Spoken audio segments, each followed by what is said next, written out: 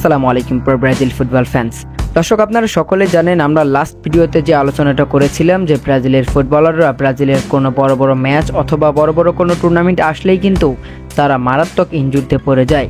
ঠিক তেমনটাই ঘটেছিল। গতকালকে আমরা আপডেট পেয়েছিলাম যে পেদ্রো সান্তোস তিনি ইনজুরিতে পড়েছিলেন, তবে সেই ইনজুরির জন্য কিন্তু ডরিবাল জুনিয়র সাথে সাথে ইংলিশ প্রিমিয়ার লিগে খেলা ব্রাইটনের ফুটবলার জোয়া পেদ্রোকে কিন্তু দলে অন্তর্ভুক্ত করিয়েছেন।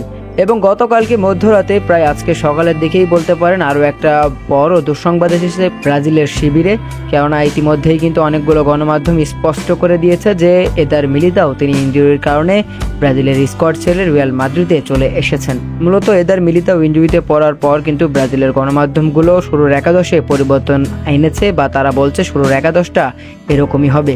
বিশেষ করে গ্লোবো স্পোর্টস এবং TNT স্পোর্টস, তারা দুটি গণমাধ্যমে কিন্তু একটি প্রতিবেদন প্রকাশ করেছে যে শুরুর একাদশটা কেমন হচ্ছে। তো চলুন আমরা দেখি ব্রাজিলের শুরুর একাদশটা কেমন হচ্ছে। মূলত সেখানে কিন্তু ওই শুরুর একাদশে দুইটা চেঞ্জ খালি করেছে। আমরা গতকালকে যে ভিডিওতে দিয়েছিলাম সেই ভিডিওর অনুযায়ী কিন্তু আজকে শুরুর একাদশে কিন্তু দুইটা পরিবর্তন আমরা দেখতে পাচ্ছি। সেখানে ডিফেন্ডারে এদার মিলিতাও ইনজুরি হয়ে গিয়েছে, তো এদার মিলিতাওয়ের জায়গায় কিন্তু মার্কিনিউসকে দেখা যাবে, এবং রাইট উইঙ্গে এবং মিডিলে সেখানে কিন্তু রদ্রিগোকে মিডিলে রেখেছে এবং রাইট উইঙ্গে রেখেছে লুইস হেনরিককে। মূলত TNT স্পোর্টস কিন্তু একেবারে স্পষ্ট করে দিয়েছে যে ডরিবাল জুনিয়র এরকম একটা একাদশ নিয়েই মাঠে নামছে।